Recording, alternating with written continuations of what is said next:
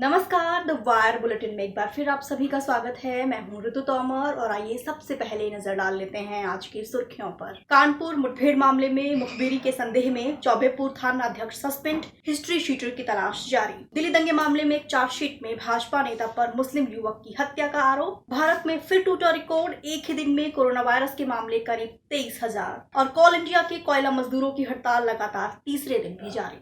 और अब खबरें विस्तार से। उत्तर प्रदेश में विकास दुबे नाम के एक हिस्ट्री शीटर को पकड़ने गई कानपुर की पुलिस की बदमाशों के साथ मुठभेड़ में 8 पुलिसकर्मियों की हत्या के बाद मुखबिरी के संदेह में चौबेपुर के थाना अध्यक्ष विनय तिवारी को सस्पेंड कर दिया गया है। पुलिस सूत्रों का कहना है कि कुछ पुलिसकर्मियों से पूछताछ कर यह पता लगाने की कोशिश की जा रही है कि आखिर हिस्ट्री शीटर विकास दुबे को उसके घर पर पुलिस की छापेमारी की सूचना पहले से कैसे मिल गई, जिस वजह से उसने पूरी तैयारी के साथ घात लगाकर पुलिस की टीम पर हमला किया। आपको बता दें कि शनिवार को उत्तर प्रदेश सरकार ने बिकरू गांव में विकास दुबे के घर को ढहा दिया है, उसके मकान को ढहा दिया है। वहां के स्थानीय लोगों का कहना है कि दरअसल विकास दुबे ने दबंगई और गुंडागर्दी से लोगों की जमीनें हड़पी थी और लोगों से उगाही करके उसने इस मकान को तैयार कराया था।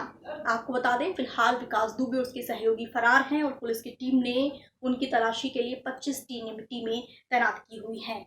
विकास दुबे के बारे में सही जानकारी देने वाले को 50,000 रुपए की इनामी राशि की भी घोषणा की गई है। इस मुठभेड़ में 7 पुलिसकर्मी भी घायल हुए हैं, जिनका इलाज कानपुर के एक निजी अस्पताल में चल रहा है। आपको बता दें कि दरअसल ये पूरा मामला 2 जुलाई की रात को है। 2 जुलाई की रात हिस्ट्री शीटर विकास दुबे को पकड़ने गई कानपुर पुलिस की टीम पर पहले से घात लगाकर विकास दुबे और उसके सहयोगियों ने हमला कर दिया, जिसमें एक क्षेत्राधिकारी, एक थाना अध्यक्ष सहित कुल 8 पुलिसकर्मियों की मौत हो गई थी। और अब अगली खबर। इस साल फरवरी महीने में उत्तर पूर्वी दिल्ली में हुई हिंसा के दौरान 25 साल के मुस्लिम युवक इरफान की हत्या के मामले में पुलिस ने चार्जशीट दाखिल की है और इस चार्जशीट में एक भाजपा नेता का नाम भी शामिल है। आपको बता दें कि भाजपा नेता पिछले 1 दशक से पार्टी से जुड़े हुए हैं और फिलहाल जेल में हैं। दरअसल दिल्ली पुलिस ने 23 जून को अदालत में एक चार्जशीट दाखिल की थी और इसमें ब्रह्मपुरी मंडल से भाजपा के महामंत्री रह चुके बृजमोहन शर्मा के बारे में बताया गया था, उनको आरोपी बताया गया है। इसके साथ ही उनकी राजनीतिक महत्वाकांक्षाओं के बारे में भी डिटेल में इस चार्जशीट में बताया गया है और ये कहा गया है कि स्थानीय जो लोग थे वो दरअसल बृजमोहन शर्मा को नेताजी कहकर संबोधित करते थे। उनके जो पिता हैं बृजमोहन शर्मा के, हरिश्चंद्र शर्मा, वो खुद भाजपा के नेता रह चुके हैं और उन्होंने ये बात स्वीकार की है कि उनके जो बेटे हैं बृजमोहन शर्मा वो महामंत्री रह चुके हैं भाजपा के।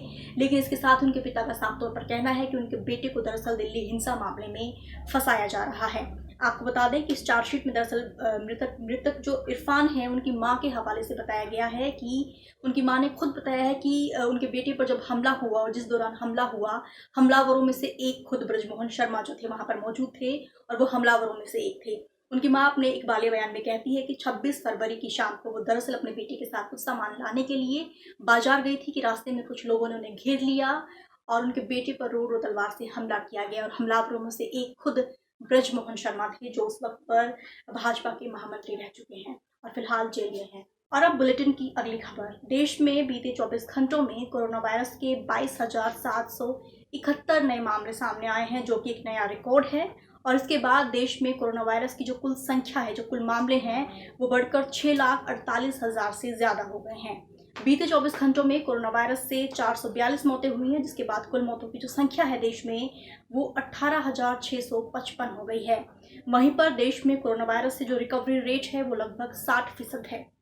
अगर हम दुनिया भर की बात करें तो दुनिया भर में कोरोना वायरस के जो मामले हैं वो 1 करोड़ 10 लाख से ज़्यादा बताए जा रहे हैं, जबकि दुनिया भर में कोरोना वायरस से अब तक 5,25,000 से ज़्यादा लोग दम तोड़ चुके हैं। अगर हम अमेरिका की बात करें तो अमेरिका में कोरोना वायरस के 28 लाख से ज़्यादा मामले अब तक सामने आ चुके हैं, जबकि अमेरिका में जो मृतकों की संख्या है वो 1,32,000 का आंकड़ा पार कर चुकी है। अमेरिका के बाद अगर हम रुख करें ब्राज़ील का, तो ब्राज़ील में कोरोना वायरस के अब तक 15 लाख से ज़्यादा मामले सामने आ चुके हैं और वहाँ पर जो मृतकों का आंकड़ा है वो 63,000 से ज़्यादा बताया जा रहा है। अब अगर हम रूस की बात करें तो रूस में 6,75,000 से ज़्यादा मामले सामने आ चुके हैं, जबकि जो मृतकों का आंकड़ा है रूस के अंदर वो 10,000 से ज़्यादा बताया जा रहा है।